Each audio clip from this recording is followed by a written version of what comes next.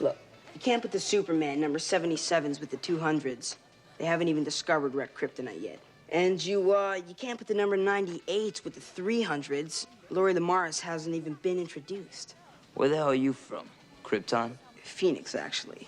Hey guys, I'm the last Bob. He's Christian the Show Towers. That's Daniel Questions Everything, and we are Show and Tell Comic Review. We buy boxes of random indie comics from comic book stores all over the U.S. and review what they send us. You know how social media works. Look what we got.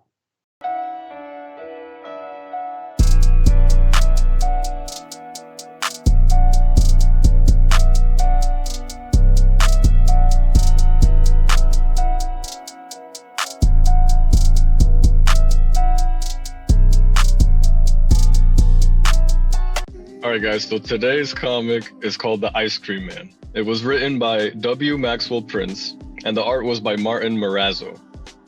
Colors were by Chris O'Halloran, and the lettering was by Good Old Neon. The comic, essentially, is an obituary. It's called, this one is called Living Will. Now, as it turns out, Will was a real person. You know, I don't know if did you guys see that at the end? Mm-hmm. Yeah. You know? So Will was a real person. He was an actual person. He was a real person. Yes, this was a real person. This whole comic was an obituary. And it was beautifully that was written. His obituary at the end? This whole comic was his obituary, yeah. Okay, I didn't know that he was a real person. Yeah. At the end, they show the picture of him. So the point is, this whole comic is his obituary. And it follows his friend Corey, who, after finding out about his death, you know, he's all depressed, he's drunk, he's getting drunk at a bar, and then we start having these flashbacks of the funeral and the things that were said. You know, it was read from something that Will wrote himself because he was a writer. So he wrote his own last testament and will, and he had the executor of his will read it out loud at his funeral.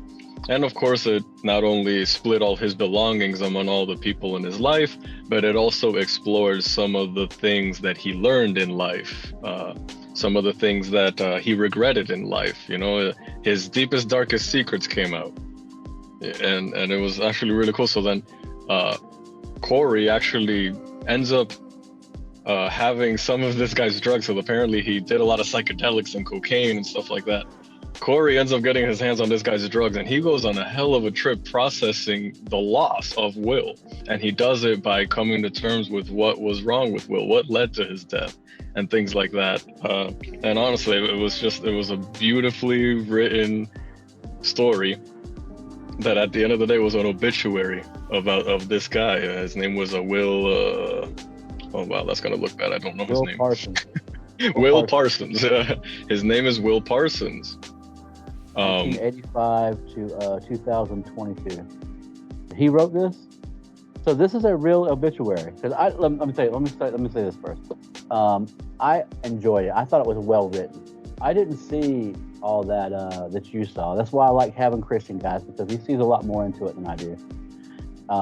Like the whole. I didn't even see that he was a drug trip. What I was reading was, I thought that the Ice Cream Man has this power of some kind that allows this fox-looking thing to bring people into this world, Will Land, for example, to process the loss. And so I didn't catch all that drug stuff. Not to say it wasn't in there, because again, guys, I'm slow. So I'll stop right there. Let's see what Daniel thought. What do you think, DQE? Like, fucking why? Like, I don't. I don't understand. Like, so is this what you read from it? Like, this is what you got from it, or you did some research and found that this was what happened? Because I looked a little into it, and because it was very confusing, and the story was random as fuck for me. And I'm realizing I'm reading book 29 on what ended up being like volume 8 of Ice Cream Man, and it's exactly like Bob was saying, is the way they described Ice Cream Man in general throughout all of these volumes and books is that he's just this creepy ass narrator of these tales from the crypt type stories that have been, you know. Okay, so he doesn't have any magical abilities or spiritual. Ice Cream Man, they describe him as having abilities. I don't. It was. I had to fucking look into it because it was so weird. Like, and now listening when you first, started describing Christian, what you were saying, it all started to click, and I was like, no shit, I didn't even fucking think about that. The thing is, I could be wrong because now that you guys are mentioning this stuff, I mean, maybe this guy wasn't real because the photo of the obituary is just a drawing, so this could just be a further, in the fantasy world, not a real guy kind of thing. Right. So if that's the case, then I'm embarrassed to say I might have been wrong. I might have completely. I really regret opening my mouth. But no, I'm talking about not just that. That was just an aspect. If that's true, that would have blown my mind. That would have been amazing. But I'm just talking about everything else you said, like his friend taking the drugs, and that's what caused this. Him seeing this fox dude draws him into this real world. Okay. All this stuff. So I didn't see all that. Like, I didn't even cross my mind that the guy was on drugs. I thought that it was all. I think it even showed him at one point using the drugs because he went into the grief world, the museum part, and found the drugs. But that was at the very end of it all. Yeah.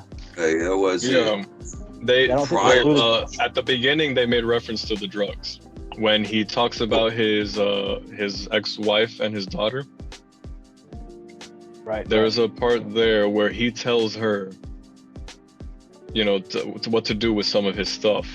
Yeah. Like that's when they first mentioned that the boots needed to be resold. Yeah. But then that was also when they mentioned where he said, take the drugs and throw them out to the sea. They never did anything for me. I don't know if you guys remember that part. Yes. Yeah. I think this was page 6. Yeah. So in page 6, this is panel 1, 2, 3, 4, 5. In panel 5, it says, my secret stash of drugs, cocaine, opioids, hallucinogens. I keep this stuff in various drawers around the house. Please toss it all into the sea as fast as you possibly can. They never brought me a single thing I wanted. So that was the first they ever made, mentions to the drugs. But then when I saw that they made references to it later and they got more specific, about like that he has opioids and psilocybin, like psilocybin is the mushroom, of course, like this is, and so when they mentioned all this stuff, I was like, oh, okay, now the fox makes sense because otherwise it got me completely off guard and it kind of threw me off. And I think the reason why it's thrown us off is because we're so far behind. This series started in 2018. And there's a lot of books. Yeah, but I wanted to say follow an order, and the way it was described and what I read was that it not just follows an order, but all the stories kind of have this common link somewhere. I was told like I said, read the rest of them. Yeah. Let me say this first before we go any further. Guys, this book, Ice Cream Man, was suggested to us by one of our viewers. Hold on 1 second. 1 second, guys. No, I sent it to Turn that over when you got his name. Yeah. It's not really a name, it's like a code. What? Yeah. He sent a message earlier, or about a week ago, and it's here, I'll get to it. It's hilarious. Excuse me. Excuse me again.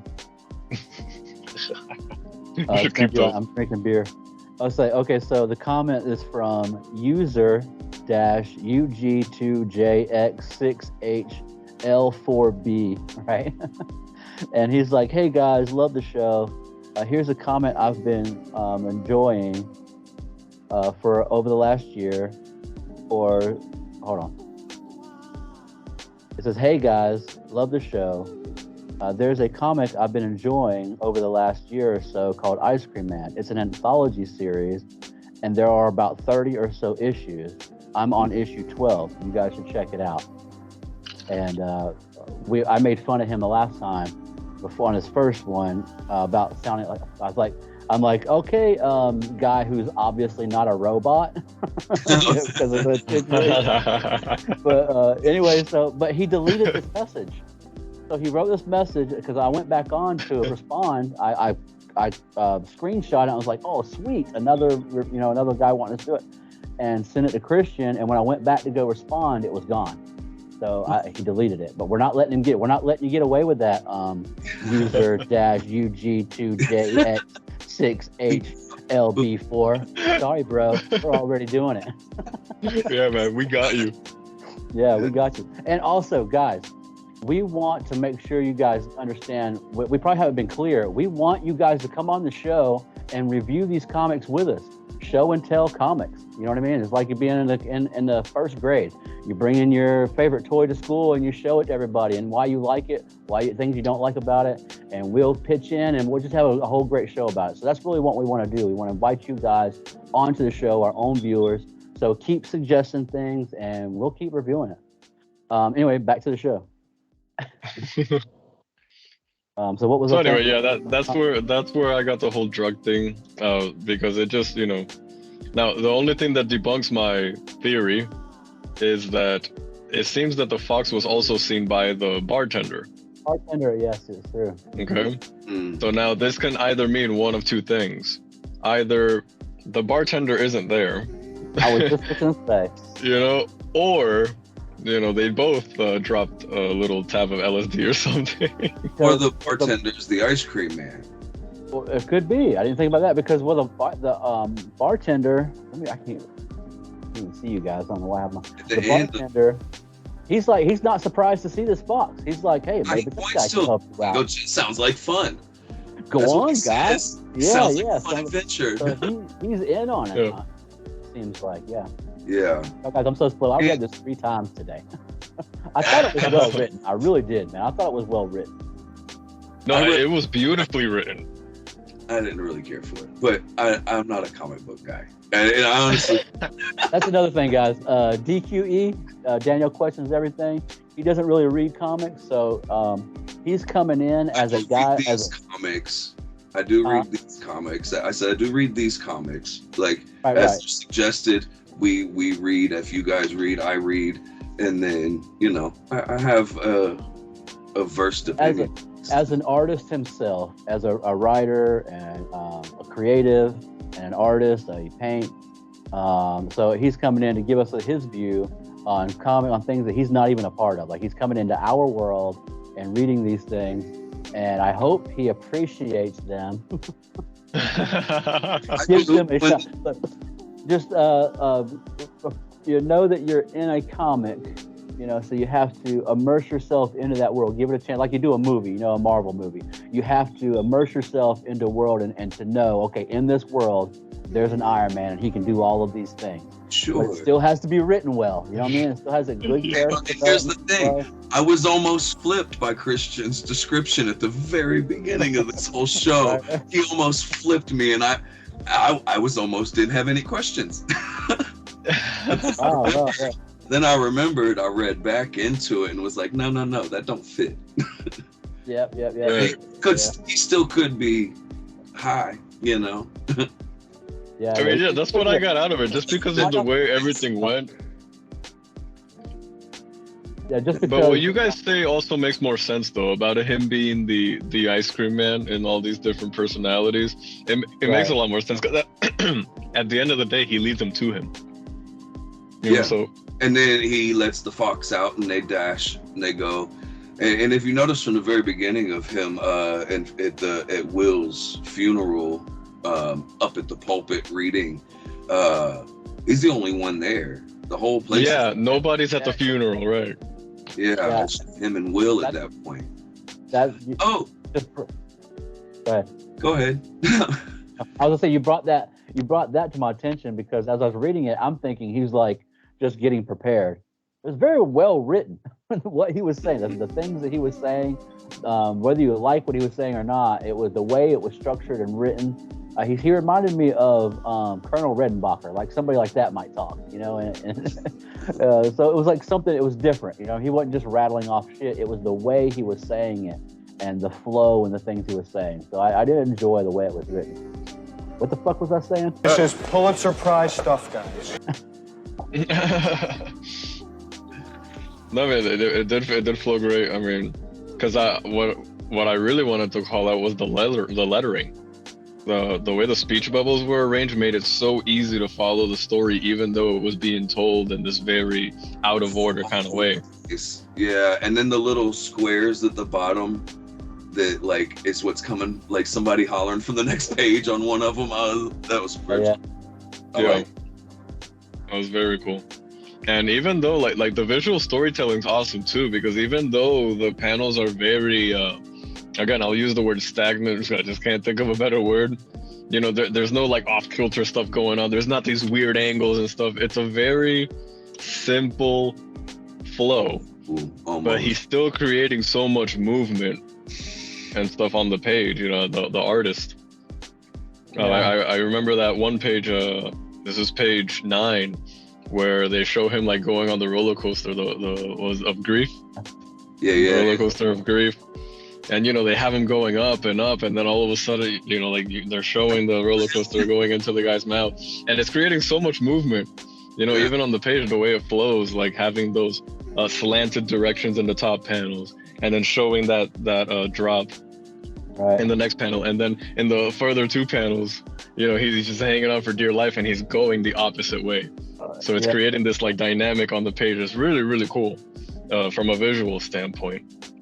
And I don't know if you guys noticed the detail that they put into the other riders of the coaster, the dead people that were on the roller coaster. Yeah. If you notice, they had flesh on them when the coaster got there. By the end of the coaster, they're skeletons because their flesh just like a piece of the arm or something. Yeah, that was so cool. And though I thought the art fit the story, it wasn't elaborate. You know what I'm saying? Like it was all right. You know what I'm saying? It was kind of gave me the like it had a 60s kind of feel to it. Yeah, it felt like Archie. Yeah, very old fashioned. It was dark. What year was this made in? It must have been recent, because I mean, for them to put a date 2022, that was just last year. Oh, 2022. That's right. Yeah, it's one of the more recent ones. 2022. Like I said, it started in January 2018. Well, see, I don't see anything here where I think that's my problem with it, honestly, is that I'm just coming in so late in a series trying to figure out the plot all of a sudden, and I couldn't.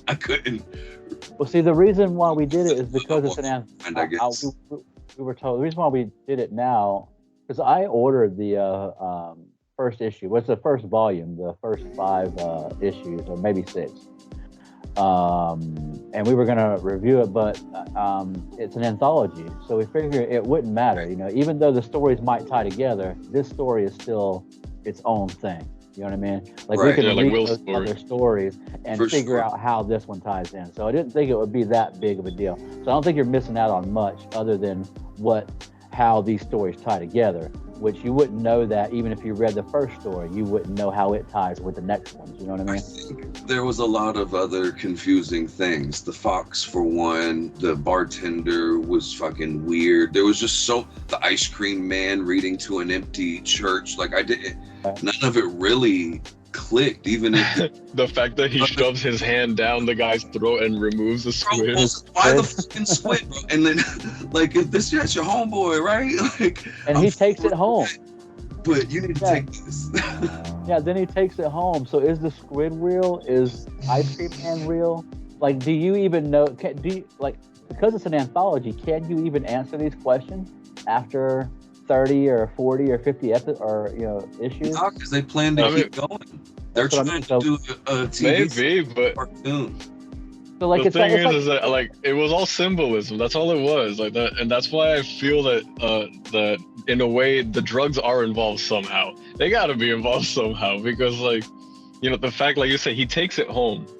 And I know that like on psychedelics, like these can get very trippy. Like you could hallucinate some crazy stuff. Right. You know, so it's like the fact that they were always referring to the squid as the, you know, that thing in your chest, because that's the way he described his anxiety and things like that. Daniel did say that he looked it up, and that he is this kind of kind of a supernatural being, right, Daniel? Yes, Ice Cream Man is, yeah. But this fox. So what I'm saying is, this fox could be in the first issue, and you still not know who he is, how he's connected. You know what I mean? Right. So, Yeah, maybe that's why they threw it in like it was no big deal, like no need for an introduction. he may not be a main Yeah. character. Yeah, he's just like, By the way, that fox is here. The bartender might be part of this shit too. He's been in one book of every series, you know, like. Right. But you know, aside from the fact that it was confusing in that sense, because you know it being an anthology, this is Will's story, just this little chunk here. It was beautifully written. I absolutely love this comic. And I think that's it. I think that might be my problem. Is I didn't hate anything about it. It was just confusing. I couldn't make sense of it, so I felt like I didn't finish a book. You know what I mean? Like, well, okay, cool, good story, bro. What the fuck is going on though? Yo, Daniel, you want to be confused, man? Try reading Ash, the one that Bob and I just reviewed. Come on, man, that was last week.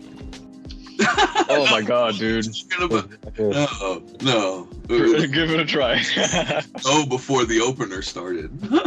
This will be saved in our archives forever, this piece of shit. I don't like it. Mike, the helmet. I know, right? Look, we opened it up, and you know, I do it like I do every week. You know, I look at the covers and see what draws my eye the most. I open it up, check out the art. I don't read it. And when we were looking at it, I was showing him like some pages to open it up like it was a centerfold, you know? And I was like, oh yeah, it looks cool. Oh my God, dude. It looked cool. It was so bad, dude. So like, yeah, you know what the saddest part of it was though? That it was drawn by Joe Quesada. Oh yeah. We're talking about Marvel's Joe Quesada. And this comic sucked so bad. I was like, what, dude? It was terrible. Yeah, it was so bad, man. Yeah. Anyway, I thought it was well written. I really enjoyed his whole obituary and how he was presenting it. He was presenting it in this way where, oh, I love this guy, but here's all of his shit. You know what I mean? It was like, kind of, is this guy his friend? Like, should we stop this? Yeah. If there was anybody in there, they'd be mumbling and be like, have you ever seen that episode of Practical Jokers where they make Sal read this fucking toast to this newly married couple, and only the couple know that he's doing this, but the rest of the audience, they're like mumbling, they're like, oh my God, somebody, should we go stop him? You know, it's fucking hilarious, dude. And that's what it got, man. I was like, this guy's, is he even supposed to be doing this? And that's why I thought, like, maybe that's why the room was empty. You know what I mean? But, I mean, the thing is that my wife read it with me.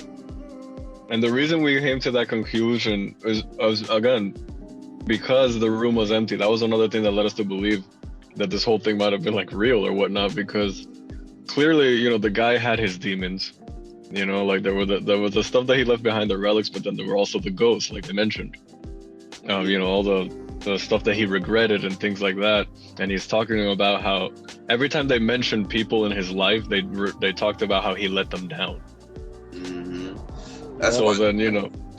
That's why nobody showed up to the funeral kind of deal. You know, that's what I got. The only guy that did come was his friend, who, you know, who I thought was high and got led down the rabbit hole by this fox. Yeah, maybe it's just that he's the only one that could carry his burdens because he's the only one that was able to hear the will. He was only one that was able to hear his last words to anyone, and now he has to carry that with him. Right. Yeah. And the thing is that the squid, you know, like it being that anxiety, it would, like they referred to it as being more than just anxiety. It was almost like just this emotional animal that swims in there, and at any tug, any emotional tug, it grips your heart. So you got to think about it in the sense that like when a person dies, that's kind of what happens with pain. You know, the person's in pain, be it emotional or physical, but when they die, that pain is transferred to the ones who are going to mourn him. Right. Which is what happened with the squid. And those tapes that he was listening to was reinforcing that shit. It's like, so he already believes this, and they're saying that it was that. and get to know it and become one with it until it finally kills you. And as we speak, I had this epiphany go ahead, Daniel. I was going to say that to further that, if you notice the chat bubbles you were talking about, the more he listens to the tape and the more they say, the more erratic the chat bubble becomes. It becomes like rigid edges, like it's booming in his fucking ears to become this animal and just accept it. And this is what you have to do, you know? Right. It was really well done. Like I said, I didn't hate it. I was just confused. What the fuck is the fox there for? Yeah, no, I gotta admit, like, I was with it, but then when the fox appeared, it did remove me from the story a little bit. So when I kept reading, then it got me back into it, especially when the drugs came in. I was like, oh, okay, now I'm getting it. I thought. Him leading him through like a Pinocchio Badland, you know, come do this. Check this out.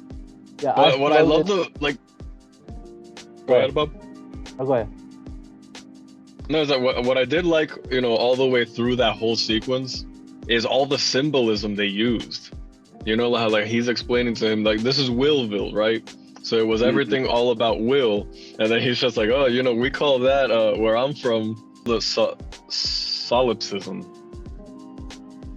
So solipsism is basically that. It's like being self-centered, making it all about you. Okay. You know, so it's just like you got this amusement park of the self. So, but of course he's exploring Will, and it's like where I come from, we call that solipsism. You know, so it's him, you know, making it all about him. And if you notice, that's kind of what Will does, even though he's like saying these really sad things that are very profound. At the same time, it's like it's all about, you know, him and he also, his. With his gifts or his what he leaves behind, he also has real like strict rules with each of them too. You still have to do this my way. I'm gonna give this to you. It's yours, but you better fucking do this and don't do that. Yeah, very cool. So the fox keeps talking about how like you have these things, but you can't take them with you, right? But then, you know, when he gets onto this roller coaster, what is it? It's the grief machine. So that's an emotional roller coaster. That's the metaphor that they're going off of, which, you know, to me was like, that's creative. You know, he gets on the grief machine. That's why I like having a Christian around, man. Nice having a Christian around. I didn't even pick up on that shit. No, it's just you know, like, because the thing is, like, they wrote this comic the way you would write a novel, and that's what I liked about it. You know, like, you could have easily written this as a novel, and it would have been just as cool. No. Because you could use the terminology to give these metaphors and stuff, but like, you know, spoken. But here they showed it to you, and it was really cool. The head full of ideas, shoot to win. That symbolism is so cool. You know, he's like, oh, keep shooting the water into the mouth, but eventually, boom, the brain pops. You know, but I was also like, you know, hinting at the ego, that's what happens to the ego. You keep, you know, feeding yourself this quote unquote knowledge. You think you know it all, you know, and then you end up torturing yourself with it. At the end of the day, the things that you think you know, and then it's like that inflates your ego. And what happens eventually, you know, boom, it pops. So all of these little symbolisms, like, I loved it all the way through. It kept me engaged. I didn't pick up on any of that shit, man. But now that you're talking about it, I can see what you're saying, and it does add more to the story for me. Like I said, it was written. I thought, like you said, it was. The art flowed well. The art itself was all right. You know what I'm saying? I wasn't, you know, like, oh, let me get to the next page. I can't wait to see what they did with that. But, you know, it flowed well enough. It was simple. I did enjoy the story.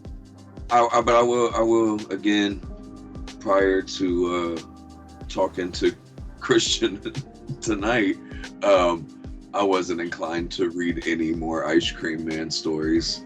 But it makes it add some depth to it. And like you said, you look looking at it from what did you call it, like symbolism, something, the way you were describing it is drawn in a way to describe. We'll have to cut that out. It was great. The thing is, I will have to say, the art was my least favorite thing about it. But I don't even mean that in the sense that I didn't like it overall. Not in a negative way. The art did its job. Yeah, Art did its job, and it did it well because the visual storytelling was strong. Like it was up there. It really explained it. What I wish stylistically they would have done is maybe like I don't know if maybe like the artist just only knows so many faces that all the faces kind of look the same. When you really think about it, like for a long time in the comic, I was thinking that Corey was the Ice Cream Man because they look the same. I'll tell you, Alex Ross is like that. His body shapes and his facial features and everything are pretty much stagnant throughout all. Even though he's a great artist and does some fantastic pieces, his is the same. Yeah, because he went with a very particular look, and he gives all of his male characters that same look. Yeah. And I guess that's where maybe that happens. He called it the post-war look that men normally have. This very give them that hardened. Features makes them look strong and powerful, and that make people look up to them. They have that strong jawline. So he gives it to all of his characters so that they'll have that powerful look. So there's a reason. Right. But but here, like you said, they all do kind of look alike. And I know even Will. Sorry. That's what I mean. Yeah, like if he didn't have the beard, he probably would have looked like him too. Yeah. I mean, he was describing me. So he thinks he's a writer. He's gray. I mean, he's got he's muscular, like soft in the middle. I mean, he's got more hair than I do, so it could easily be Daniel. yeah, he's almost got the pompadour going. Yeah, he almost. Yeah. We love the pomp, man. Love the pomp. And is this hand? Is that his vision of God? That hand is up here on page 14. It says, "To like God, I'm sorry." Coming up here. Yeah, it says, "To God, I'm sorry. I didn't really believe in you, but I guess it's too late to worry about that now, huh? To hell with you." God doesn't have a hand, guys. I don't know if that's like him, like giving him the hand, like talk to the hand, bitch. Yeah, exactly. Yeah, talk to the hand. To hell with you, man. I guess my favorite part was the obituary that he was reading. What do you call it? The eulogy. My favorite part was the eulogy and the way he was delivering it. And I was thinking maybe he was breaking the third wall. Quite unfortunate. But I'm looking now, and he's looking off into the seats that are empty. So he's just carrying on with the eulogy, whether anybody showed up or not. Right. I'd like to find out, though, like Daniel said, we're a little lost. This is a piece of information I'd like to know is how did Will get the Ice Cream Man and why to do his eulogy? That would be a good piece of information. Maybe we'll find out in issue 30. I mean, I'm going to read the volume when it comes in. I'm going to read the first volume when it comes in. I'll let you guys know. Yeah, if you could send me pictures of the first issue when you get it, just so I could kind of understand, because I am very curious about it. I would like to read more. The thing that I want to know is William M. Parsons a real person? Like, is the story based on a true story? Well, because if it was, I mean, even that obituary there, like if that were a real person, it would still be kind of harsh. So would they would they have to give him credits though in the actual book? Like his family would get like royalties. Not really. I mean, like it'd have to all they have to do is change the name even slightly, and they can get away with it. It does say in peaceful memory, so it's more like an homage than anything. You know what I mean? So you can give an homage. You know? I don't know if y'all heard earlier, but they have a TV show that's been in the works for a few years. They're trying to do a cartoon of it. And it's going to be the same thing, just, the Ice Cream Man narrating a Tales in the Crypt style thing, and then little animated horror stories. Yeah, I think that's a good idea. I love stories like that. Yeah, it seemed like it seemed like it'd be cool. It got shut down because their original publishing company or something went out of business or got sold out, and then they got with someone new who's going to try and bring it up now. It was Quibi. Yeah. But I'm going to read the first volume. I like the way it was written, so I have to assume that the rest of it is written the same as just as well. And now I know it's the art, you know. So True. That was something else I want to say. Now that you mentioned that, the art from one, I went and just scanned over a couple of them. I didn't really read, just looked at how they looked. It seems like Ice Cream Man has evolved a little bit. He seemed in this book more menacing, eyes more bulgy, and earlier on he was just like a smooth faced creepy guy, like almost like a younger version, like he's gotten older and worse, you know. And that's just my opinion of looking at a before and after, you know, over the past 3 years that they've been writing it. Yeah, so that's all we got for you today, guys. Don't forget to suggest comics that you'd like for us to review. And if you want to come on to the show, you are more than welcome to do so. We would love to have you on. And we'll see you guys next week. You